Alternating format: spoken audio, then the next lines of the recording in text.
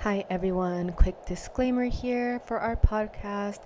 We just want to let everyone know that even though we are therapists, this podcast and the contents of our podcast do not serve as therapy and they are not a replacement for therapy. Hello, welcome back. This is Anna speaking. Welcome back to our podcast, ¿Y ahora qué? As in, sacamos la carrera, tuvimos los niños, ¿y ahora qué? The title of this episode is ¿Y después de la universidad qué?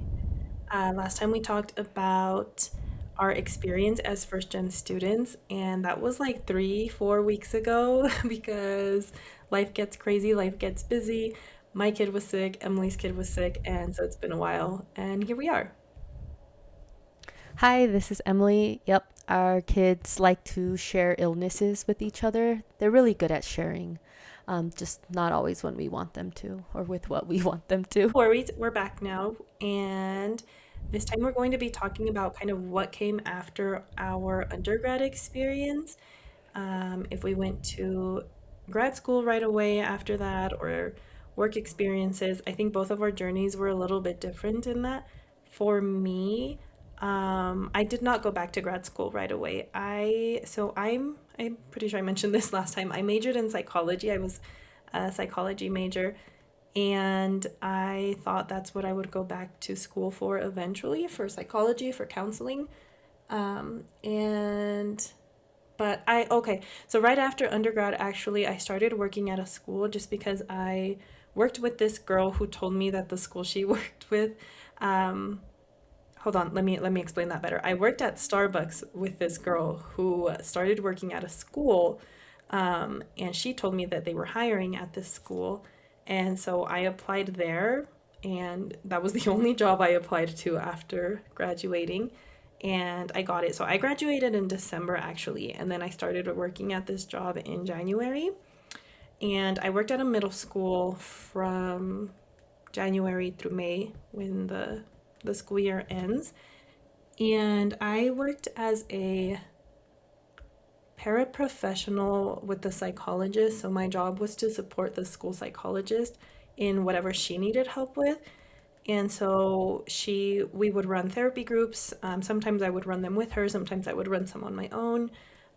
If I had to check in with students who maybe weren't quite on an IEP level and didn't need that type of support, which then that would be the psychologist, right? But if they weren't, like, if they needed extra support but weren't quite at the IEP level, then I would check in with them. I would take them on walks, to support them with different needs. So we're still seeing that trend here that Anna mentioned last time, where you're like, I'm very easily influenced. I'm a very easily influenced slash put all your eggs in one basket. Like I said, this is the only Mm-hmm. job I applied for. I don't know why I function like that. I think I'm just like, let's try it, hope for the best. It's worked out so far, okay? Like, it's just worked out for me. So I worked there through May. It was okay. I did not love working at a school, at all. I don't like, so like I liked my job, but outside of like your responsibilities, and if you work at a school, this is pretty common for most people that work at schools, but there's a lot of other things you end up doing that aren't necessarily part of like your actual role. And for me, that was like monitoring hallways, monitoring during lunchtime, and then like just randomly kind of subbing into a classroom when a teacher had to go to a meeting, had to step out, whatever. And it's like, no, I am what, 21 at this point. I'm 21 years old. I did not go to school to be a teacher. I don't know how to manage a classroom. Why are you throwing me in a classroom by myself with like all these kids who they're not going to listen to me? So those are the parts I hated. I didn't like those extra responsibilities that it came with. So come May, I did inform them that I was not going to come back the following school year. Um, After that, at the end of May, I was still kind of there, but I was wrapping up the school year. I started applying for other jobs. I can't tell you how many jobs I applied for. I don't know that I applied for very many, to be honest. It might have been just this one. Like I said, all our eggs go in one Yeah. basket. And so I applied for a community mental health center. And the program specifically was to support refugee and immigrant populations. more specific around like kids and families. And I ended up getting that job. And there I worked interpreting therapy sessions, case providing case management supports, running groups in the schools. But like I was only going to run the group and then I would leave. I didn't have anything else to do with the school. And it was a grant funded program, so there was some kind of like surveying research piece that went along with Mm. it. And yeah, those were my two jobs kind of in between grad school. It's funny because they all kind of lead you to social work and like therapy. Like they were all very aligned with where you ended up, but you probably didn't realize that. Mm-mm, mm-mm. And okay, so funny enough, my very first week at that new job with the community mental health center, um, we were supporting a like a summer program, therapy summer program that they had going on that they would run with the school-based therapists. I met a school-based therapist there on my like first, second day. No, yeah, like that first week, right? I don't know what day, that first week when we're at the summer program. And I run into years later in life, right? But we were talking. She's like, "What are you doing here? What are your plans?" Blah blah blah. And I was like, "Oh, like eventually I'll go back for my master's for counseling."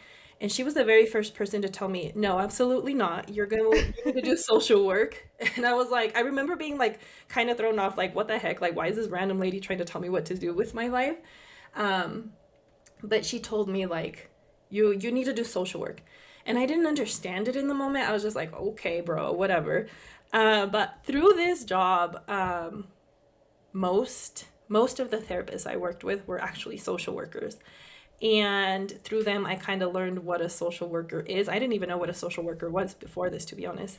And I learned that like it came with just a much broader spectrum of what we could do and what we did and what social work entailed. And thus that led me into applying for grad school. Yeah, it has that really bad rep of like social workers, CPS. Like your brain automatically goes to like CPS, and it really is so there's so many things you can do with it. What I find really funny is that that was the moment that you were like, I will not be influenced by you. Years later, after I've been doing what everybody else told me before this, well, it's because of how she worded it. She told me, "This is what you're gonna do," and everybody else was like, "Here's this option," and I was like, "All right, sounds Yeah. cool." It's all about how you word it because we're Latina women, and you're not gonna tell us what to do or how to live our life. But if you give us the option, we'll probably do what you want us to do. Yeah, she made it seem like it wasn't an option, like she was telling you what you needed to do next.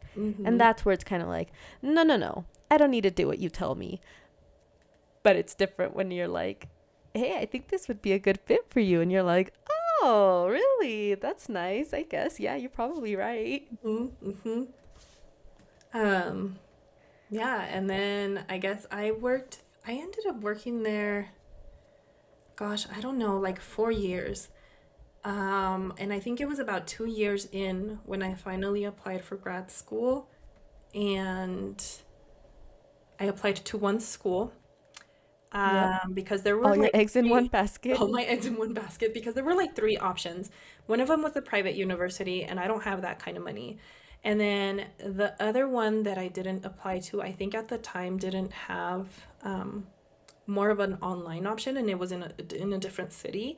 And so the one I applied to was more local. I could get to it.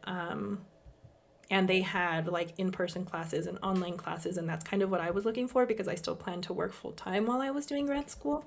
Yeah. Actually, though, this is where we also see some of the repercussions of applying for putting all my eggs in one basket and only applying for one school because I ended up getting waitlisted for the program.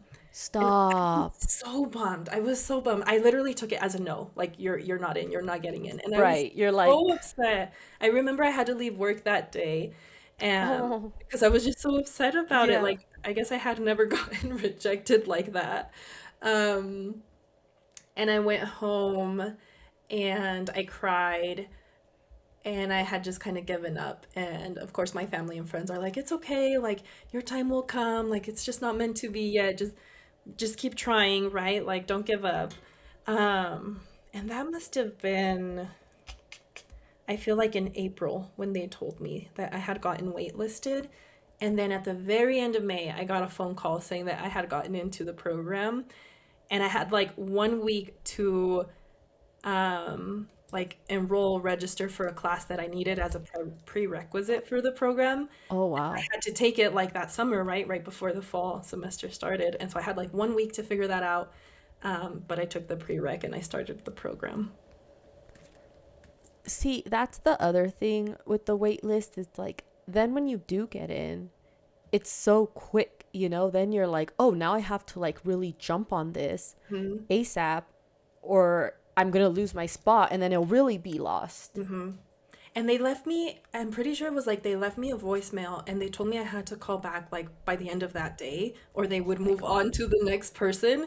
So by the grace of God, like I saw the voicemail and I like called them back pretty quickly because otherwise they just give the spot to someone else.